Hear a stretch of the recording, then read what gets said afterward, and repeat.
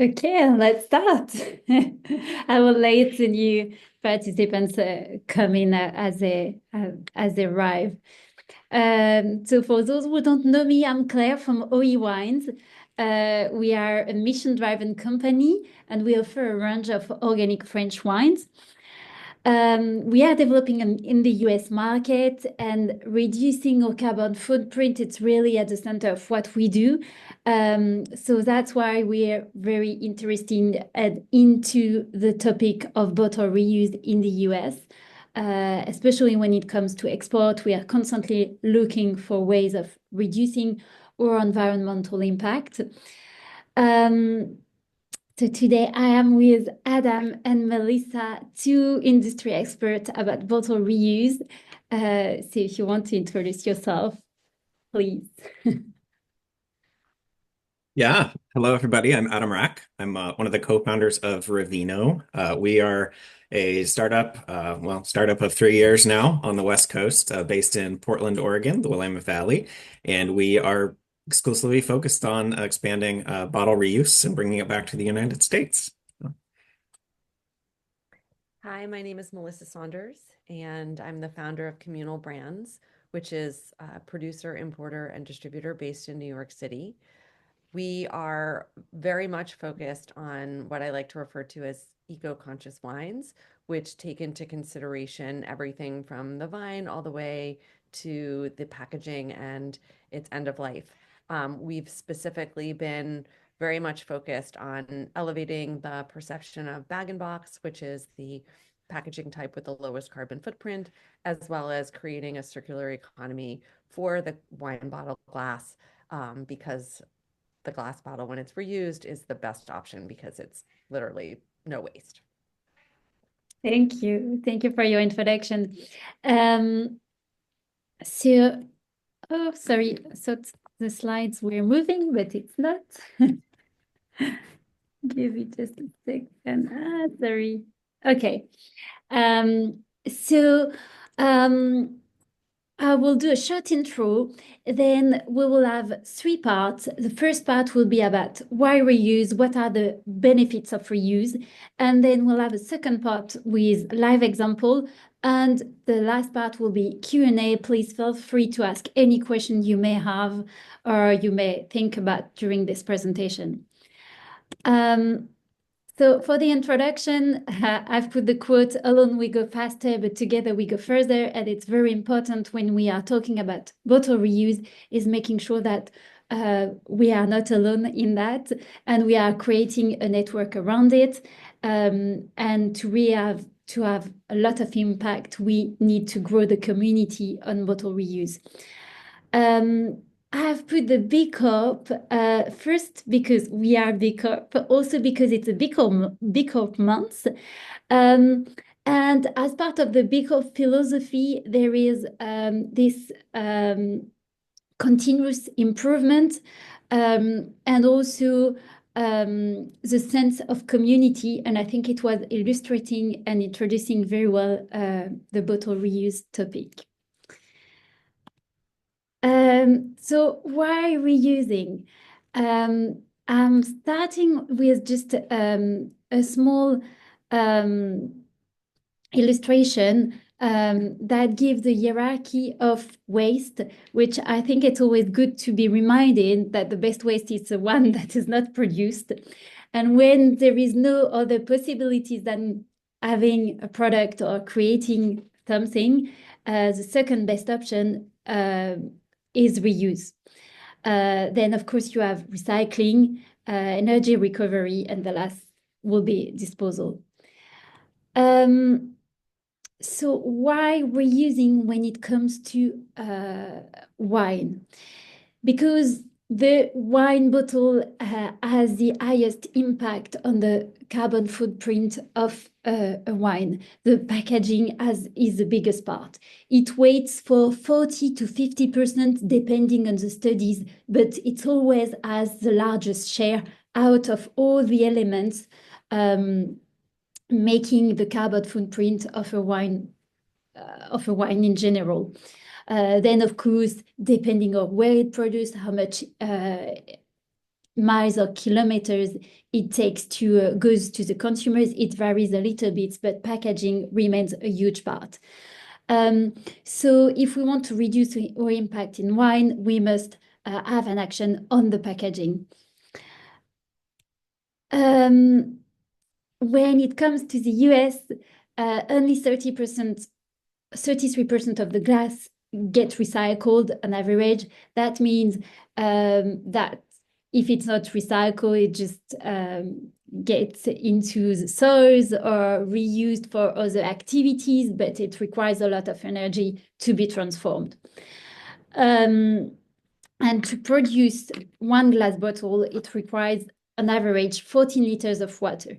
So automatically, when you are reusing a bottle, you get gains in energy consumption, because to transform and to make glass, you need a high amount of energy. And you also have like big gains in terms of water consumption.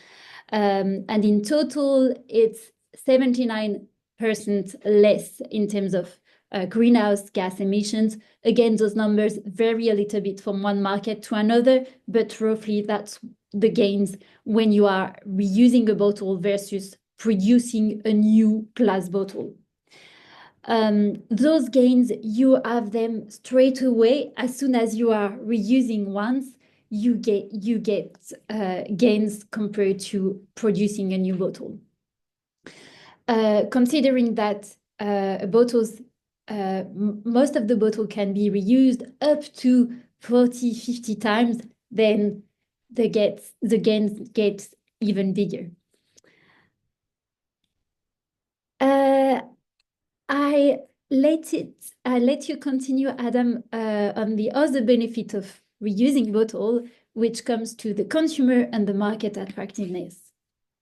Yeah, this is a really interesting topic because there hasn't been a lot of data on, where consumers sit in this space, what consumers think of reuse, really until the last 5 to 7 years.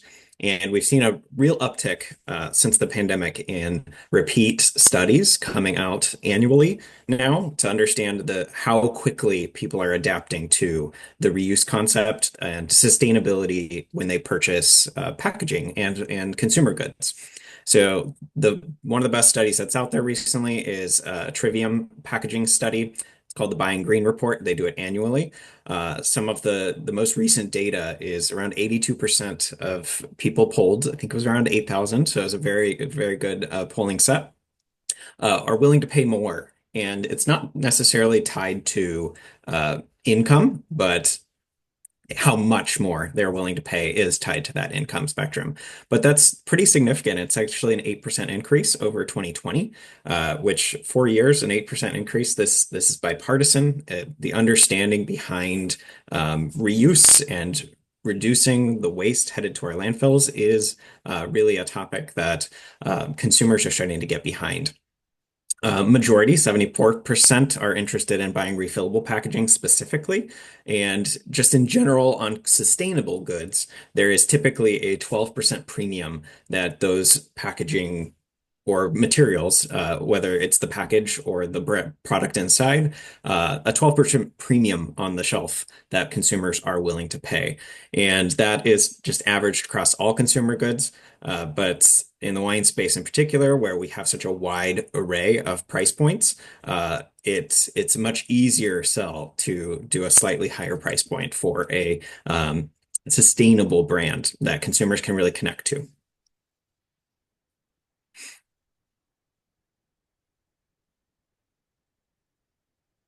Melissa. We can't hear you. Sorry.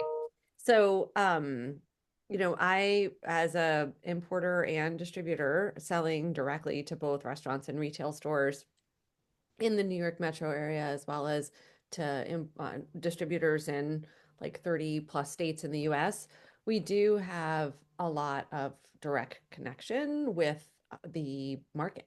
And one thing that I'm observing again and again and again is just that the traditional market for wine, that segment of consumers is actually shrinking. And though this has led to, I guess, dips in sales overall, and sometimes a little bit of a grim spirit among my peers in the industry, I think the really important bright side that we need to focus on is that there is an entirely new generation of consumers that I think could be more interested in wine, were there to be more transparent and authentic communication that they can relate to. But more importantly for this discussion, this segment of consumers is absolutely engaged and attracted to legitimate, authentic sustainability credentials. And as Claire pointed out, given that the packaging is such a huge piece to this puzzle in terms of having impact, I am absolutely finding that when you communicate this piece to the story to a younger base of consumers, that they are highly engaged and very much interested in considering wine from a totally new perspective and with packaging credentials that can have an impact. We are moving into live examples. So I'm going to start with the OE examples. So we are part of a reusable bottle scheme here in France, and we are also doing it with Melissa in New York. So let me take you through the way we are doing it in France. So we are part of France Consigne, which is a group of operators providing packaging reuse solutions and putting all the actors together. And that enables us to have all bottles washed easily and be part of a network of other winemakers that are going to reuse the same bottles. France Consigne are also defining standard bottles that we are all using on the French market. When it comes to the route, we have two different routes. So we have one route for on-trade. So for our on-trade market, the bottles is sold to a distributor, and the distributor is selling to restaurants, hotels, coffee shops, or independent stores. Then, of course, the bottles get consumed. And the distributor, they are doing the reverse route. So they are collecting with crates all the empty bottles, and then it gets washed with a third party. So this third party is collecting from the distributor's warehouse the empty bottles. The bottles get washed, and we buy back the bottles at a lower cost. In this model, we have no deposit, so there is no extra fee for the customers or the end consumer.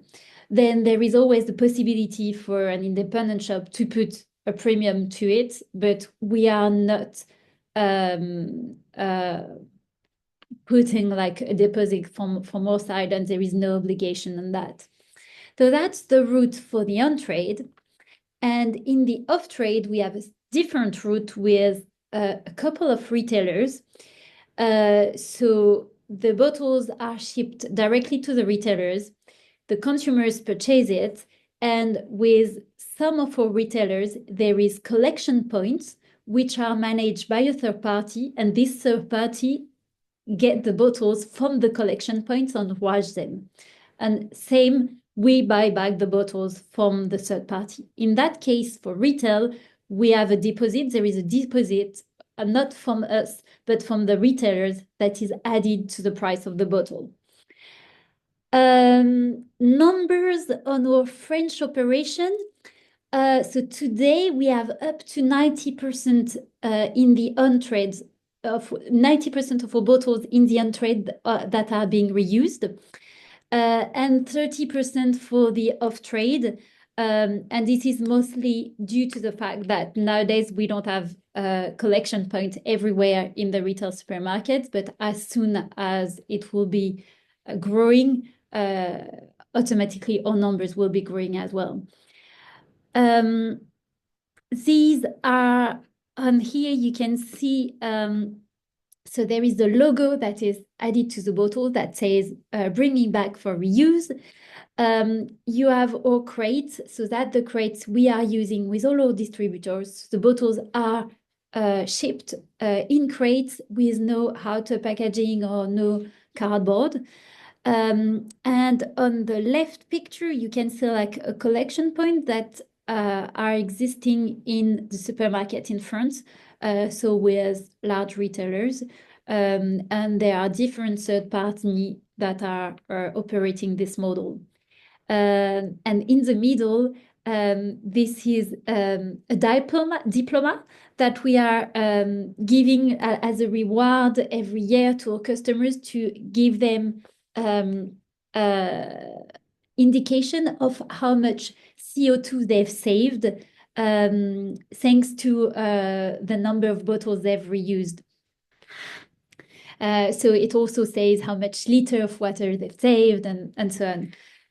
So that's a reward that also enables all customers to talk about what they are doing at their level. I'm passing it on to you, Adam. Thank you. Yeah. I love that consumer engagement piece as well. We really try to build that into what we're doing. So pivoting to Revino and our approach, we sort of founded the entire concept on a very similar to approach as is happening in France right now. But we learned from some past iterations on reuse here in the United States. Some of those had focused on, getting back very exclusive bottles that are higher cost to begin with, so heavier weight, branded bottles that go specifically out and back to one company. That is a very viable form of reuse, but it really has a closed ecosystem versus a larger scale, how to approach this and actually scale it across the country. We've done some studies at IPNC a few years ago, as well as a study at the London Wine Fair that Sustainable Wine Solutions undertook. And that was really looking at, okay, if we just collect back everything in the US marketplace or everything in the UK marketplace, what's the realistic number of packages of bottles that we can reuse? And it's kind of difficult to do that. There in London, it was about 10%. We found about the same, a little bit higher, depending on the market in the US where you do this research. In Oregon, where we were founded, we use a lot of generic bottles. One mold is very popular here. But unfortunately, that one mold looks very similar to hundreds of other molds. And for most consumers, they have no idea that it's any different or that they should do anything different.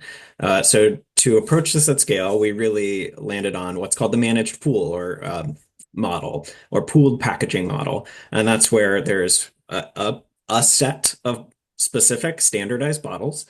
Sometimes it's in Germany, it's beer bottles. There's a few different shapes and sizes of beer bottles. For us in the wine space here in Oregon, we launched after participating with a design process with about 80 wineries, a little bit more than that, to land on a bottle design that we can all agree on, we all want to use. That's beautiful, it's elegant, and it doesn't draw too much attention away from the label itself. But that communicates to the consumer that this bottle's different. You need to do something different with it. And there's a lot of benefits that come with it. So in a managed pool system, you build efficiency right away because you're all using very similar designs. You start to stabilize the supply chain. So some of the issues we've seen through the pandemic, and once again with tariffs or freight delays or shipping channels being closed, that cost instability really can start to impact some of our brands and some of our procurement processes. So by using the packaging again that's on the market, we get to avoid that. We can say, hey, we can reclaim 20%, 30%, 40% as we get better of the material that's already on the shelves and use it a second time. This approach is also equitable. You don't have to be a major brand with a lot of capital to start doing reuse. You can do reuse by just joining the ecosystem that we've been building. And that's lower risk for everybody. You're not undertaking a big project on your own. And it's something that even a tiny little micro winery that does, 100 cases, 200 cases a year, just as a side project, can join and participate in, just like the major brands that really can fund their own system. Uh, and it simplifies things by saying, here's your set of standards, here's the labels you have to use.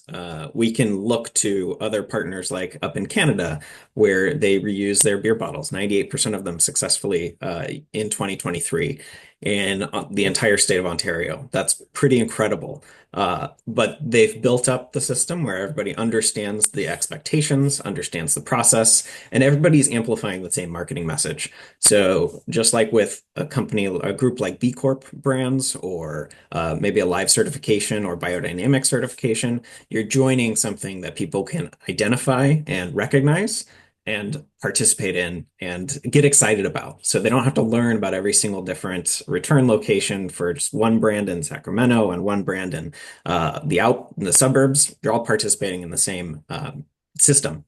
And really, this is the only path to scale quickly and rapidly. So reuse it, every different approach, even that little like bring your bottle back to our and fill a growler, celebrate it. It should be a win because you are diverting that material. But to do this at a large scale, we really need to think about collaboration.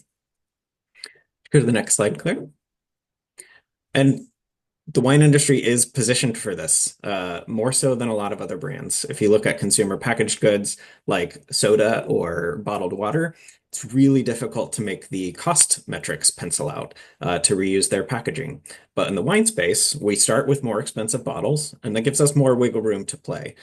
We also have a lot of superpowers as an industry. We're selling these beautiful stories about our vineyards and the year and the climate and how weather or a particular storm might have impacted, and how we make the wine changes. Even within the same vineyard, we can have different approaches, whether it's whole cluster fermentation.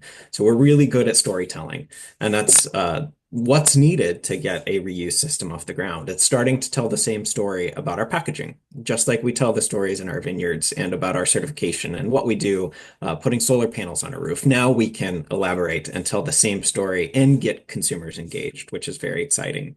And then it's cost effective. So mentioning that price differential, it works for beer bottles. It works, and those are much lower cost at scale. So we can start to pencil this out and build larger systems and larger circles from washing hubs to get more materials back from further distances as we grow. And that's the exciting part. The more collaboration there is, the more quickly we get this off the ground. And there's also a lot of infrastructure changes that don't need to happen in the wine space.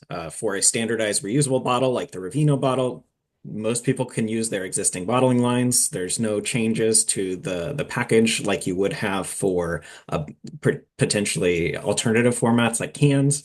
You can package on the same line, run the same products through, use your same corks, use your same label designs, and there's no real format changes. So it's a pretty low cost way to make a very large impact on sustainability statistics. And this is where I land. Sustainability is not a thing that we just need to market towards and aspire towards, but it is the definition of it is, if it's not sustainable, it has to stop. That's the end of the day. We need to make sure our business world and the wine community can continue to grow and thrive for the next generation. So for Ravino, there's not a whole lot that needs to change in our model. So from bottle manufacturing to the filling and sending out to customers, almost everything is the same. We do have different specifications when it comes to labels, just like the other partners here. Getting the labels off is the biggest concern in the washing process. But for the most part, everything through the sale of the bottle is the same. But we step in as the operator, sort of bringing everybody into the tent to build this system together. So we have 3 different routes for bottles to come back to us here in Oregon, or as we expand in the United States. And the first one is really that on the ground winery engaged level. And that's where at a tasting room, at a event venue or restaurant that's actually owned by a winery or a participating partner, you're pouring on site. So right away, anything you're pouring for samples or pouring in your restaurant, you can collect back, pop it right back in the box, bring it right out to the winery, store it, and we'll come pick it up in our network or some of our collaborators in other markets, like down in Napa. The second stream, well, actually, back on the first one, some other benefits that come here is that consumer engagement. So it's getting your club members to come back in the door, that foot traffic. Any additional thing we can compete, get that excitement, get that face-to-face time with our staff. That's really important at a time that's super competitive, where people can go buy things at a grocery store. Why would they want to come to you? Well, come engage, come hang out with our people, come to an event, bring your bottles back. The second return stream is that on-premise. So the Horeca model is hotels, restaurant, cafes, venues. And we have two statewide distributors here in Oregon. We're looking for more partners as we look at expansion to other markets like Washington and California. But that's where the the second easiest stream is. That's where you pour on site. You've got a wine list. Pick your glass pours off of our list of winery partners and put those bottles right back in the box. So less recycling costs on your end, and you get to celebrate that statistic on, okay, we've diverted, 53 bottles this month from the landfill. That's an incredible opportunity, and it leaves that recycling bin open for more use, or whether it's liquor bottles or whatever else. You don't need that extra bin that sometimes you need as a partner. And the third one, which we don't have in Oregon, but in other states, and we potentially might have this in Oregon in the future, is deposit schemes. So state-run deposit return systems where there is a formal deposit mandated by the state, and where collection partners, like down in California, we have two that are very excited to look to collect our bottles, that can train their equipment to identify and set out these bottles that are different from a standard single-use bottle and pull them back for reuse. Next slide. And here's where we are today as Ravino. So this is, March 2025. And we've got about 50 brands in bottle. I know it says 49, but we're at 52, I believe now. So it just went up. And 80 committed Oregon brands. We have some in Washington on the border as well. Right now we have a cork bottle, antique green burgundy color, or antique green burgundy shape, and a screw cap will be coming later this year, and a flint clear bottle will be coming in 2026. We have 55, right now 56. We added another one this morning, Pacific Northwest return sites. Those are small retail shops, bottle shops, and then all of our winery partners who have a tasting room or a physical location are also collection sites for any bottles of any brand, as long as they are a Ravino reusable bottle. We have those two distributor partners, and we're really planning at this point. How do we scale? What's this look like for the industry, and what's our path forward? So we're open to all collaborations. I always encourage you to reach out. These are two wonderful people. But we really need to look at this opportunity as a collaborative approach to say, okay, what's going on in New York? What's going on in France? Let's learn from each other's strengths and weaknesses and come back to the table with an improved system for next year.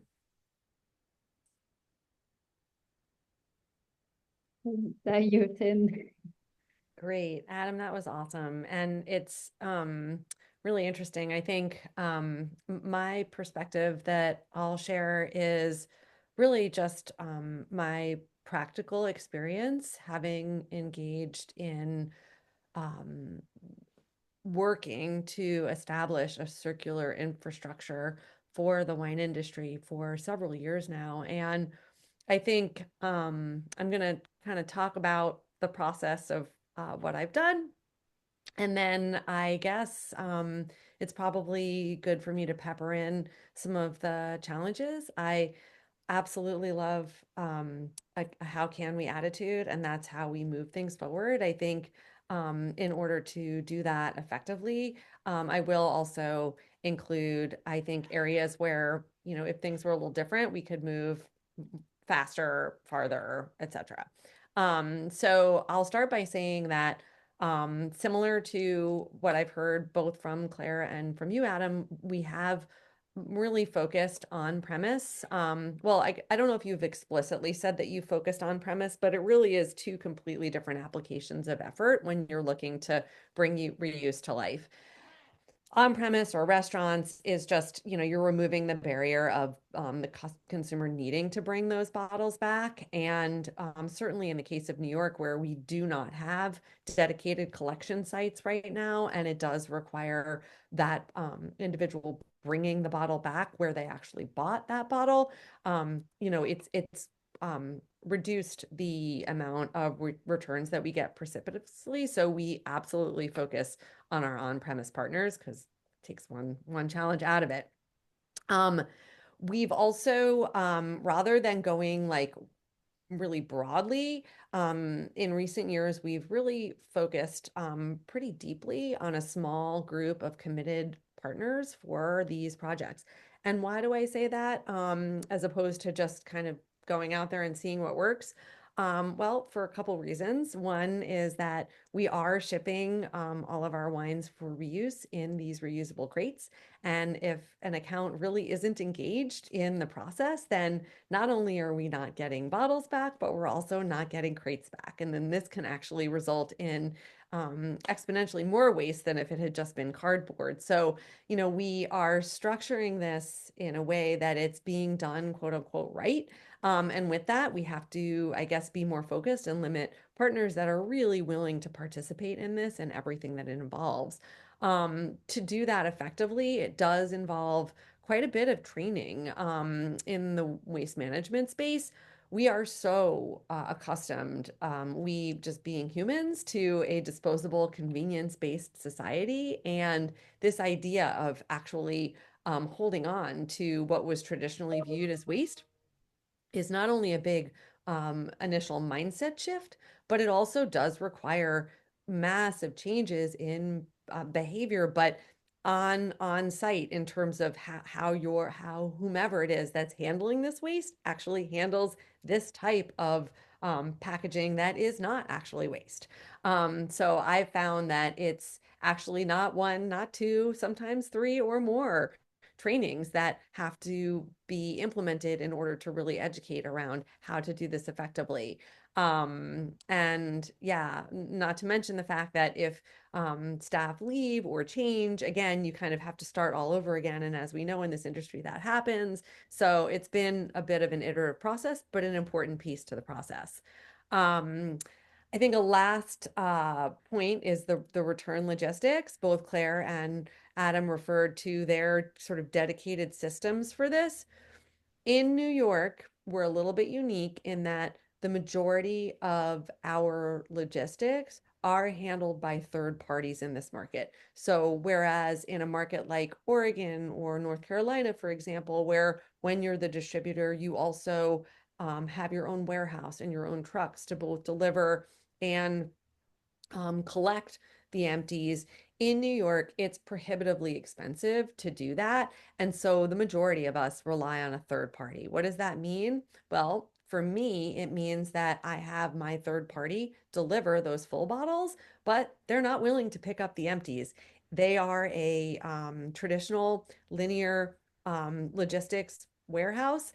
And so for the empties to be picked up, I actually have to do that independently, which, though it's not as efficient as if we were tying the forward and the reverse logistics, and there is an extra, piece to that puzzle, it still is obviously more environmentally responsible for us to make that extra trip than it would be to just dispose of the bottle. So we're committed to it. Also, though, a challenge, you are adding in a layer of cost that you wouldn't otherwise have, that if this were scaled larger, might not be sustainable. So these are considerations that I'm taking into account every day that we're trying to build out this model. Another point is that we in the logistics provider that I have in New York City to collect my bottles doesn't collect bottles in upstate New York, where we also do distribution. So that involves logistics managed by the salesperson that I have upstate, and even me. I was last Friday collecting crates and bringing them back to my house. So this sounds kind of, I guess, grassroots, and that's really because it is. When you're trying to rebuild an infrastructure that's intended to serve a linear economy, you really do have to build it yourself, or at least that's what's happening here. Um, Once we reach a critical mass of bottles, we have identified a washing partner. But again, going into that challenges bucket, and not to be negative, but we do not have dedicated washing facilities for bottles here in the Northeast. It's something that doesn't yet exist. And so, again, doing my grassroots, creative brain, entrepreneurial spirit, I've identified a partner that is also in the reuse space. And this is very much in spirit with the collaboration that's required to build this infrastructure together. And Dispatch Goods, which is based in, well, their East Coast hub is based in Maryland. They have a washing facility for other packaging that they actually produce. They're involved in food delivery and trying to reuse food containers. They adapted the machinery that they already have to wash our bottles and actually did it quite successfully. So it's a partnership, and it's something that certainly in the short to medium term is something we can rely on for the bottle washing piece to the business.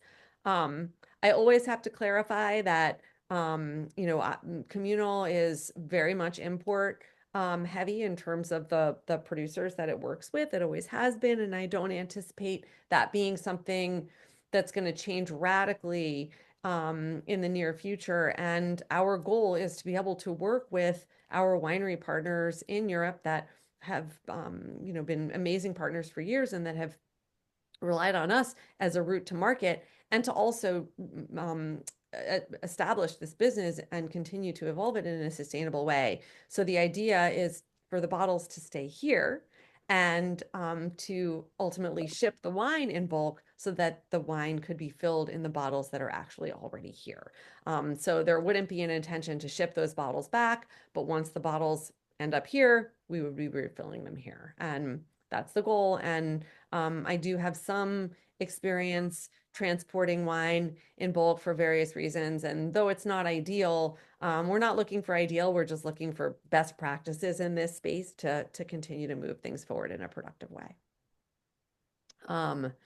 So I guess, yeah, the experiences that I've had with respect to really being able to achieve meaningful scale has been getting the bottles back. Fragmented logistics, which is something that I mentioned, the higher cost associated with having to both deliver and pick up the bottles separately, the bottle sorting, which of course, if we had a higher level of standardization would become easier, but you have to crawl before you walk, before you run. So that's still been a piece to the puzzle. Integrating my producers into a wash off label scenario. Sometimes it's been access to the right labels. Sometimes they've been promised that they're wash off labels, and then we try them and they're like sort of wash off, sort of not.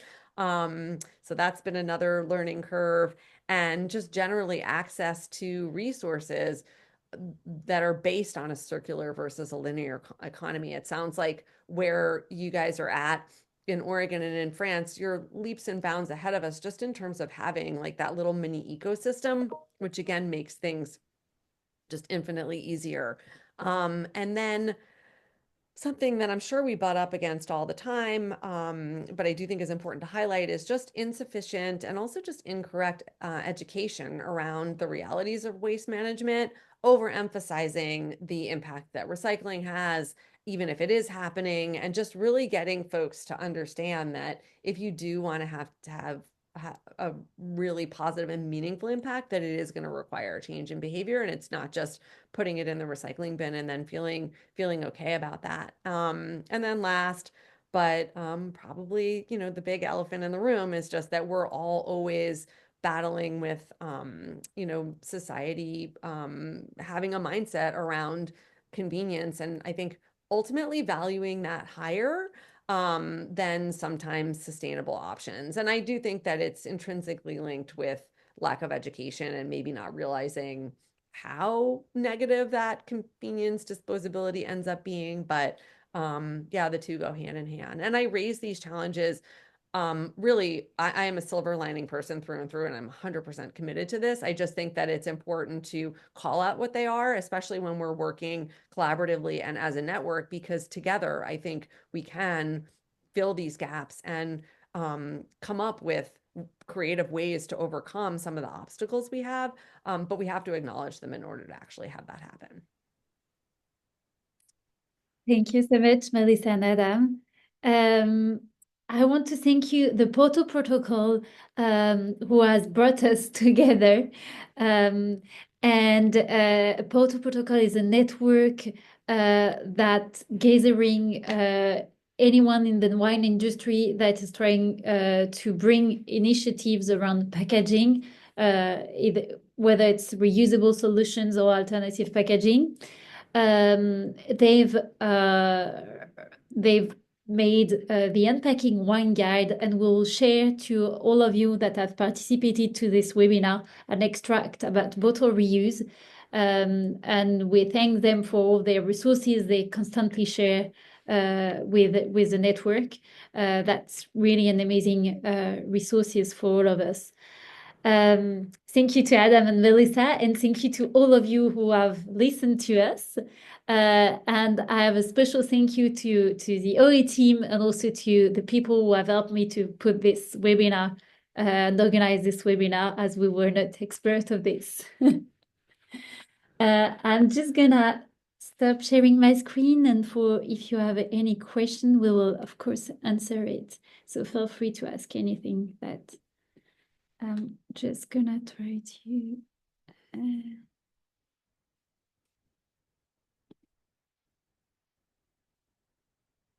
I think you can raise your hand if you have any question, or you also have the possibility to write it. So I'm just gonna.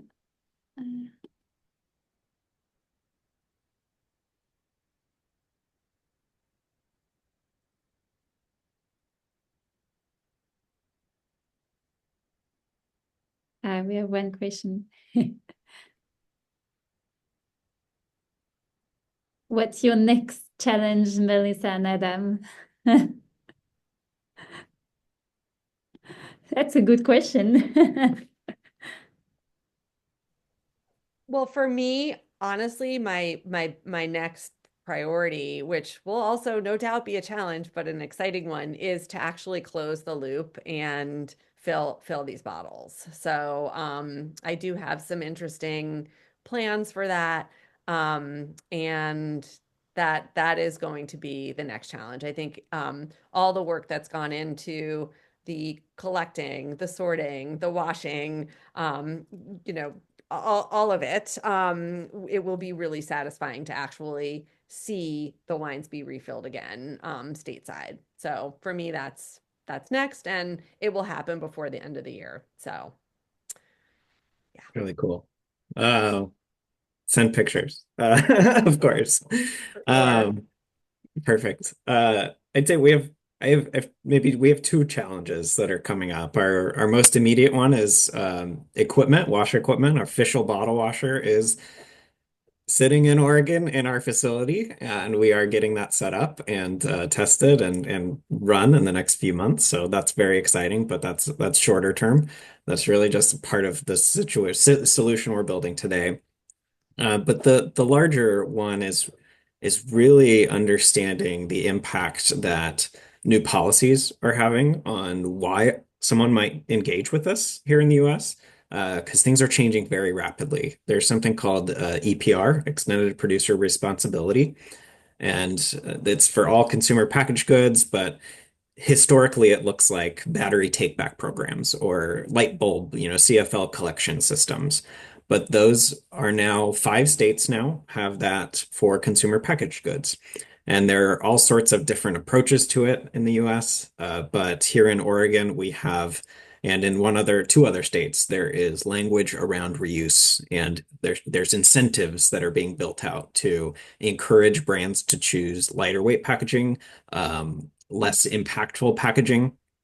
And reuse is at the hierarchy of that. So it is the most impactful packaging for reducing emissions. So understanding where that's going over the next few months as more policies and rules come out, and then understanding how that will change the scaling of this. And our proposition in the next few months for partners across the US, but particularly on the West Coast, is okay, we have a lot of grant funding coming out of California for this.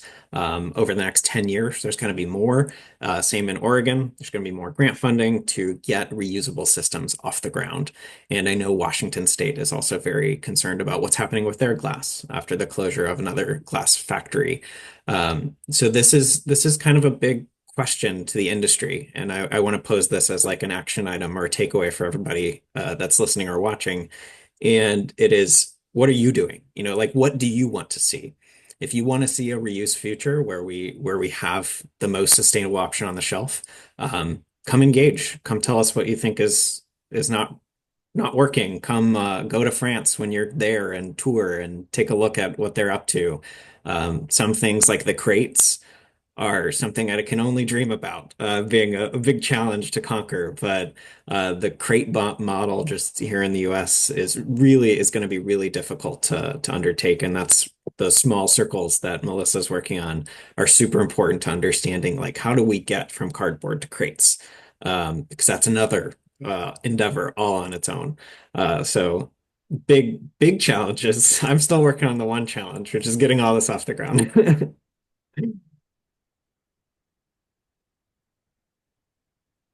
Uh, One other thing, unless there's anything else that, just quickly, one thing that I have observed that I think relates, Adam, to your idea of like just eliciting engagement from everybody. One challenge that we've seen a lot is that retailers, though they are wanting to participate in sustainable solutions and like be engaged, they also don't want to be waste management, right? And this is like a big thing that I've noticed.